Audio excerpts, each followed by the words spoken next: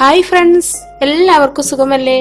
ഇന്ന് നമ്മൾ തയ്യാറാക്കാൻ പോകുന്നത് നമ്മൾ മലയാളികൾക്കൊക്കെ വളരെയധികം ഇഷ്ടപ്പെടുന്ന വളരെ ടേസ്റ്റി ആയിട്ടുള്ള തട്ടുദോശയാണ്. അതുപോലെ തന്നെ തട്ടുകടയിൽ കിട്ടുന്ന ചട്നി നമ്മൾ തയ്യാറാക്കുന്നുണ്ട്. തട്ടുദോശ ഇഷ്ടപ്പെടാത്ത ആരാണുള്ളത്? നല്ല ടേസ്റ്റാണ് തട്ടുദോശയ്ക്ക്. അപ്പൊ ഈ നമ്മൾ വീട്ടിലുണ്ടാക്കുന്ന സാധാരണ ദോശയേക്കാൾ കുറച്ച് വ്യത്യാസമൊക്കെയാണ് നമ്മൾ തട്ടുദോശ ഉണ്ടാക്കുമ്പോൾ. അതിനുള്ള ടിപ്സും ട്രിക്സും ഒക്കെ ഞാൻ വീഡിയോയിൽ പറയുന്നുണ്ട്. അപ്പൊ നമുക്ക് വീഡിയോ എങ്ങനെ ആണെന്ന് നോക്കാം. പിന്നെ വീഡിയോയിലേക്ക് പോകും മുമ്പ് ചാനൽ സബ്സ്ക്രൈബ് ചെയ്യാതെ ആരെങ്കിലും കാണുന്നുണ്ടെങ്കിൽ ഒന്ന് സബ്സ്ക്രൈബ് ചെയ്തേക്കണേ. സബ്സ്ക്രൈബ് ചെയ്യുമ്പോൾ തൊട്ടടുത്തൊരു ബെൽ ബട്ടൺ ഉണ്ട്, അതിൽ ഓൾ എന്ന ഓപ്ഷൻ കൂടി ഒന്ന് എനേബിൾ ചെയ്ത് വെക്കണം.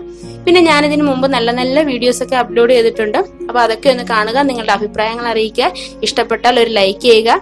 അപ്പൊ നമുക്ക് നേരെ വീഡിയോയിലേക്ക് പോകാം.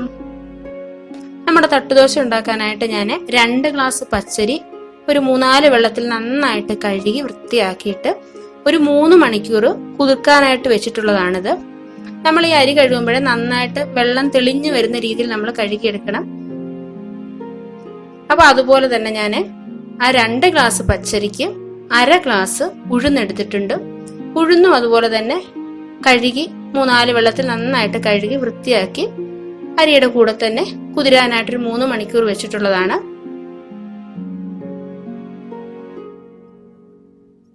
ഇനി ഇതിന്റെ കൂടെ എടുത്തിട്ടുള്ളത് ഉലുവയാണ്. അതുപോലെ തന്നെ 1/4 കപ്പ് ചോറും എടുത്തിട്ടുണ്ട്. ഈ ഉലുവയും അതുപോലെ തന്നെ ഞാൻ 2 മണിക്കൂർ ഒന്ന് കുതിർത്ത് വെച്ചിട്ടുള്ളതാണ്.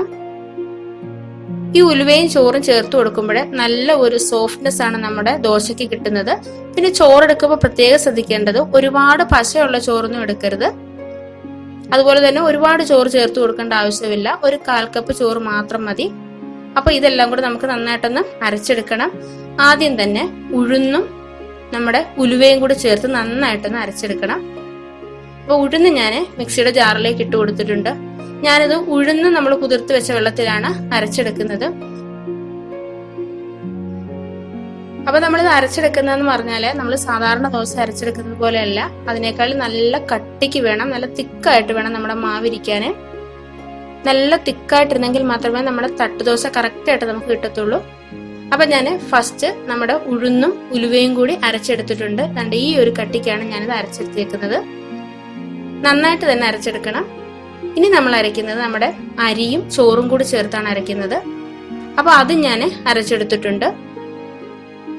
അപ്പൊ ഇത് രണ്ടും നമ്മൾ 2ആയിട്ടാണ് അരച്ചെടുത്തേക്കുന്നത്. അരി 2 പ്രാവശ്യമായിട്ടാണ് ഞാൻ അരച്ചെടുത്തിട്ടുള്ളത്. അപ്പൊ ഇനി നമുക്ക് നന്നായിട്ടൊന്ന് മിക്സ് ചെയ്ത് കൊടുക്കണം. അരിയും ഉഴുന്നും നമ്മൾ 2ആയിട്ടാണ് അരച്ചെടുത്തത്. അതുകൊണ്ട് തന്നെ അത് എല്ലാ ഭാഗത്തും എത്തുന്ന രീതിയിൽ കൈകൊണ്ട് തന്നെ നന്നായിട്ട് അടിച്ച് നല്ല പതപ്പിച്ചെടുക്കണം. എങ്കിൽ മാത്രമേ നമ്മുടെ ദോശ നന്നായിട്ട് കിട്ടത്തുള്ളൂ. ഞാനിതൊരു 4-5 മിനിറ്റ് നന്നായിട്ട് തന്നെ കൈവിടാതെ തന്നെ നന്നായിട്ട് അടിച്ചെടുത്തിട്ടുണ്ട്. ഇങ്ങനെ ചെയ്തെങ്കിൽ മാത്രമേ നമ്മുടെ ദോശ നമുക്ക് നല്ല കറക്റ്റായിട്ട് കിട്ടത്തുള്ളൂ. നല്ല സോഫ്റ്റ് ആയിട്ടാണ് നമ്മുടെ ദോശമാവ് ഇരിക്കുന്നത്. ഇതുപോലെ നമ്മൾ ദോശ ചുട്ടെടുക്കുന്നത് വരെ ചെറിയ ചെറിയ കാര്യങ്ങൾ ശ്രദ്ധിക്കേണ്ടതുണ്ട് നമ്മുടെ തട്ടുദോശ ഉണ്ടാക്കുമ്പോഴേ. ഇനി നമുക്ക് അടച്ചു വെച്ചു കൊടുക്കണം. അപ്പൊ ഞാൻ തലേദിവസം വൈകിട്ടാണ് ഇത് അരച്ചെടുക്കുന്നത്. പിറ്റേ ദിവസം രാവിലെ നമുക്ക് എടുക്കാം. അപ്പൊ പിറ്റേ ദിവസം രാവിലെ ആയിട്ടുണ്ട്. നമ്മുടെ ദോശമാവൊക്കെ നന്നായിട്ട് പൊങ്ങി വന്നിട്ടുണ്ട്. ഇതാ കണ്ടോ, നല്ല സോഫ്റ്റ് ആയിട്ട് വന്നിട്ടുണ്ട്.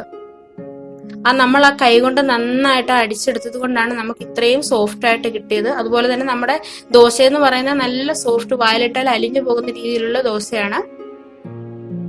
ഇനി നമ്മളിത് അധികം ഒന്നും യോജിപ്പിച്ചു കൊടുക്കേണ്ട ആവശ്യമില്ല, ഒന്ന് മിക്സ് ചെയ്ത് കൊടുത്താൽ മതി. അപ്പൊ നമ്മൾ ദോശയ്ക്ക് ആവശ്യമായിട്ടുള്ള ഉപ്പ് ചേർത്തിട്ടില്ലായിരുന്നു. അപ്പൊ ഉപ്പും കൂടെ ചേർത്ത് നന്നായിട്ടൊന്ന് മിക്സ് ചെയ്ത് കൊടുക്കുക.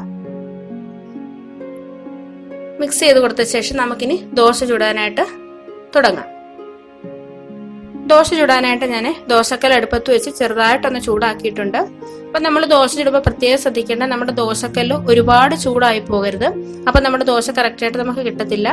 അപ്പം ദോശക്കല്ല് ചെറുതായിട്ട് ചൂടായിട്ട് വന്നപ്പോൾ ഞാൻ അതിലേക്ക് കുറച്ച് ഓയിലൊന്ന് സ്പ്രെഡ് ചെയ്ത് കൊടുക്കുന്നുണ്ട്. ഒരുപാട് ഓയിൽ എടുത്ത് ഒഴിക്കരുത്, കുറച്ചൊന്ന് ഓയിലൊന്ന് സ്പ്രെഡ് ചെയ്ത് കൊടുത്താൽ മാത്രം മതി. നമ്മുടെ ഈ കല്ലൊന്ന് മയങ്ങി കിട്ടാൻ വേണ്ടിയാണ് നമ്മൾ ഇതുപോലെ എണ്ണ തേച്ച് കൊടുക്കുന്നത്. ഇനി നമ്മുടെ കൈ കൊണ്ട് തന്നെ കുറച്ച് പച്ചവെള്ളം ഇതുപോലെ എടുത്തിട്ടൊന്ന് തളിച്ചു കൊടുക്കണം. അപ്പൊ നമ്മുടെ ദോശക്കല്ലിന്റെ ചൂട് നമുക്ക് കറക്റ്റായിട്ട് തന്നെ കിട്ടും. എന്നിട്ടും അതും ഒരു കോട്ടൺ തുണി വെച്ച് ഞാനൊന്ന് തുടച്ചു കൊടുത്തിട്ടുണ്ട്. ഇനി നമ്മുടെ ദോശമാവ് നമുക്ക് ഒരു തവി ദോശക്കല്ലിലേക്ക് ഒഴിച്ചു കൊടുക്കാം. പിന്നെ നമ്മൾ തട്ടുദോശ എന്ന് പറയുന്നത് നിരത്തത്തില്ല, ഒരുപാട് ഇങ്ങനെ നിരത്തി കൊടുക്കത്തില്ല, നല്ല കട്ടിക്കാണ് ദോശ ഇരിക്കുന്നത്. അപ്പൊ ഇത്ര മാത്രം ചെറുതായിട്ടാണ് ഞാൻ ഉണ്ടാക്കുന്നത്, ഒരുപാട് നിരത്തിയിട്ടില്ല. നമ്മൾ ദോശമാവ് ഒഴിച്ചു കഴിഞ്ഞാൽ ഒന്ന് മീഡിയം ഫ്ലെയിമിൽ വെക്കണം. എന്നിട്ട് ഇതുപോലെ ഇതിനകത്തില് ബബിൾസ് വരും. ബബിൾസ് വന്ന് ഒരു സൈഡൊന്ന് മൂത്ത് കഴിയുമ്പോൾ നമുക്കൊന്ന് തിരിച്ചിട്ട് കൊടുക്കാം. നമ്മൾ ആ ഉലുവയൊക്കെ ചേർത്തത് കൊണ്ട് നല്ല ഒരു മണമാണ്, നല്ല സ്മെല്ലാണ് വരുന്നത് ദോശയ്ക്ക്. അപ്പൊ ദോശ ഒന്ന് തിരിച്ചിട്ട് കൊടുത്തിട്ടുണ്ട്. അതാണ്ട് കണ്ടോ, ഒരു വശം നന്നായിട്ട് ഗോൾഡൻ കളർ വന്നിട്ടുണ്ട്. നന്നായിട്ട് മുരിഞ്ഞ് ഇതേ രീതിയിൽ കിട്ടണം നമ്മുടെ ദോശ. അപ്പൊ മറു സൈഡും ഇതേപോലെ ആവുമ്പോൾ നമുക്ക് ദോശ എടുക്കാം. നല്ല കട്ടിക്ക് നല്ല സ്പോഞ്ചി ആയിട്ടാണ് ഇരിക്കുന്നത്. കണ്ടോ, ബബിൾസ് ഒക്കെ വീണിട്ട് നല്ല ടേസ്റ്റുമാണത്. അപ്പൊ നമുക്ക് എല്ലാ ദോശയും ഇതുപോലെ തന്നെ ഒന്ന് ചുട്ടെടുക്കാം. പിന്നെ നമ്മൾ ഓരോ പ്രാവശ്യവും ഇതുപോലെ ദോശ ചുടുമ്പോഴേ പച്ചവെള്ളം തളിച്ചു കൊടുക്കണമെന്നില്ല. നമ്മുടെ ദോശക്കൽ ഒരുപാട് ചൂടായിട്ടുണ്ടെന്ന് തോന്നുവാണെങ്കിൽ മാത്രം നമ്മൾ ഇതുപോലെ പച്ചവെള്ളം തളിച്ചു കൊടുത്താൽ മതി. അല്ലെങ്കിൽ ചെറുതായിട്ട് നമ്മുടെ ഓയിലൊന്ന് സ്പ്രെഡ് ചെയ്ത് കൊടുത്തിട്ട് ദോശ ചുട്ടെടുക്കാവുന്നതാണ്. അപ്പൊ രണ്ടാമത്തെ ദോശ ഞാൻ ചുട്ടെടുത്തിട്ടുണ്ട്. ഇനി നമുക്ക് വേണ്ടത് നമ്മുടെ തട്ടുകടയിലെ ചട്നിയാണ്. വളരെ ടേസ്റ്റി ആയിട്ടുള്ള ചട്നിയാണ് നമ്മളിനി തയ്യാറാക്കാൻ പോകുന്നത്.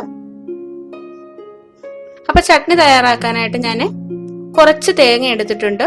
കൂടെ തന്നെ ഒരു ചെറിയ കഷ്ണം ഇഞ്ചി ചെറുതായിട്ട് അരിഞ്ഞു വെച്ചിട്ടുണ്ട്. പിന്നെ എടുത്തിട്ടുള്ളത് 4-5 ചെറിയ ഉള്ളിയാണ്. ഇതെല്ലാം കൂടി നമുക്ക് മിക്സിയിലിട്ട് നന്നായിട്ട് അരച്ചെടുക്കണം. ഇനി ഇതിലേക്ക് 1 സ്പൂണ് മുളക് പൊടി ചേർത്ത് കൊടുക്കുന്നുണ്ട്. കാശ്മീരി മുളക് പൊടിയാണ് ചേർത്ത് കൊടുത്തേക്കുന്നത്.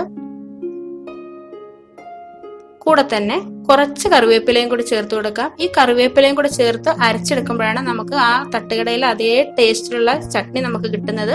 ഇനി ഇത് നമുക്ക് മിക്സിയുടെ ജാറിലേക്ക് ഇട്ട് കൊടുത്തിട്ട് നല്ല മഷി പോലെ, തേങ്ങ കാണരുത്, അതേ രീതിയിൽ നല്ലതുപോലെ തന്നെ അരച്ചെടുക്കണം. കുറച്ച് ഉപ്പും കൂടി ഇട്ട് കൊടുക്കുന്നുണ്ട്. നമ്മളിപ്പോ കുറച്ച് ഉപ്പ് മാത്രമേ ഇട്ട് കൊടുത്തിട്ടുള്ളൂ. ബാക്കി നമ്മൾ അരച്ചു കഴിയുമ്പോഴേ നമ്മൾ വെള്ളം ഒഴിച്ചിട്ട് നമ്മളിത് ലൂസാക്കി എടുക്കുമല്ലോ. അപ്പൊ നമുക്ക് ആവശ്യത്തിനുള്ള ഉപ്പ് കൂടി ചേർത്ത് കൊടുക്കാം. അപ്പൊ നമ്മുടെ ചട്നിക്കുള്ളത് അരച്ചെടുത്തിട്ടുണ്ട്. നല്ല ഫൈൻ ആയിട്ടാണ് അരച്ചെടുത്തിട്ടുള്ളത്. ഇനി ഈ മിക്സിയുടെ ജാറിലിട്ട് കുറച്ച് വെള്ളം കൂടി ഒഴിച്ചിട്ടൊന്ന് മിക്സ് ചെയ്ത് ഒഴിച്ചു കൊടുക്കാം. പിന്നെ നമ്മുടെ തട്ടുകടയിലെ ചട്നി എന്ന് പറയുന്നത് നമ്മൾ വീട്ടിലുണ്ടാക്കുന്ന സാധാരണ ചട്നി പോലെയല്ല, നല്ല ലൂസായിട്ടായിരിക്കും ഇരിക്കുന്നത്. നമ്മൾ വീട്ടിലുണ്ടാക്കുന്ന ചട്നി എന്ന് പറയുന്നത് നല്ല തിക്കായിട്ടായിരിക്കും നമ്മൾ സാധാരണ ദോശയ്ക്ക് ഉണ്ടാക്കുന്ന ചട്നി. ഇത് നല്ല ലൂസായിട്ട് വെള്ളം പോലെയാണ് ഇരിക്കുന്നത്, പക്ഷെ നല്ല ടേസ്റ്റുമാണ്. അപ്പൊ കുറച്ചും കൂടി വെള്ളം ഒഴിച്ചു കൊടുത്ത് നന്നായിട്ടൊന്ന് മിക്സ് ചെയ്ത ശേഷം ഞാൻ കുറച്ചുകൂടി ഉപ്പിട്ട് കൊടുത്തിട്ടുണ്ട്. ഇനി ഒരു പാൻ അടുപ്പത്ത് വെച്ച് ചൂടാക്കിയിട്ട് അതിലേക്ക് 2 ടീസ്പൂൺ വെളിച്ചെണ്ണ ഒഴിച്ചു കൊടുത്തിട്ടുണ്ട്. വെളിച്ചെണ്ണ ചേർത്ത് കൊടുക്കണം, എങ്കിലേ നമ്മുടെ ചട്നിക്ക് നല്ലൊരു ടേസ്റ്റ് വരത്തുള്ളൂ. അതിലേക്ക് കുറച്ച് കടുക് ഇട്ട് കൊടുത്തിട്ടുണ്ട്. കുറച്ച് ചുവന്നുള്ളിയും കറിവേപ്പിലയും 2-3 വറ്റൽമുളക് കൂടി ചേർത്ത് കൊടുത്ത് നന്നായിട്ടൊന്ന് മൂപ്പിച്ചെടുക്കാം. ഇപ്പൊ ഇത് നന്നായിട്ട് മൂത്ത് വന്നിട്ടുണ്ട്. ഇനി നമ്മൾ എടുത്തു വെച്ചിരിക്കുന്ന ചട്നി ഇതിലേക്ക് ഒഴിച്ചു കൊടുക്കുകയാണ് ചെയ്യുന്നത്. ചട്നി ഒഴിച്ചു കൊടുക്കുമ്പോൾ നമ്മുടെ ഫ്ലെയിം വളരെ കുറച്ച് വേണം വെക്കാൻ, അല്ലെങ്കിൽ നമ്മുടെ ഈ ചട്നി അങ്ങ് ഒരുപാട് ചൂടായി പോകും. ഒരുപാട് ചൂടാവാൻ പാടില്ല, ചെറുതായിട്ടൊന്ന് ചൂടാവുകയേ ചെയ്യാവൂ. ഇങ്ങനെ അല്ലാതെ തന്നെ നമ്മൾ കടുക് വറുത്തിട്ട് നമ്മുടെ ചട്നി ഒന്ന് ചൂടാക്കിയിട്ട് ഈ കടുക് വറുത്തത് അതിലേക്ക് ഒഴിച്ചു കൊടുത്താലും മതി. പിന്നെ എളുപ്പപ്പണിക്ക് നമുക്ക് ഇങ്ങനെയും ചെയ്യാം. അപ്പൊ നമ്മുടെ ചട്നിയും ചൂടായിട്ടുണ്ട്, തിളയ്ക്കേണ്ട ആവശ്യമില്ല. അപ്പൊ നമ്മുടെ ചട്നി റെഡി ആയിട്ടുണ്ട്. അങ്ങനെ നമ്മുടെ മലയാളികൾക്ക് ഇഷ്ടമായിട്ടുള്ള തട്ടുദോശയും ചട്നിയും റെഡി ആയിട്ടുണ്ട്. തട്ടുദോശ ആയതുകൊണ്ട് ഞാനൊരു ഓംലെറ്റും കൂടി ചെയ്തു വെച്ചിട്ടുണ്ട്. ഇന്നത്തെ വീഡിയോ ഇഷ്ടമായെങ്കിൽ ലൈക്ക് ചെയ്യുക, നിങ്ങളുടെ ഫ്രണ്ട്സിനും റിലേറ്റീവ്സിനും ഒക്കെ ഒന്ന് ഷെയർ ചെയ്ത് കൊടുക്കുക, കമന്റ് ചെയ്യുക, സബ്സ്ക്രൈബ് ചെയ്യുക. അപ്പൊ അടുത്തൊരു വീഡിയോയിൽ വരുന്നവരേക്കും ബൈ ബൈ, താങ്ക് യു.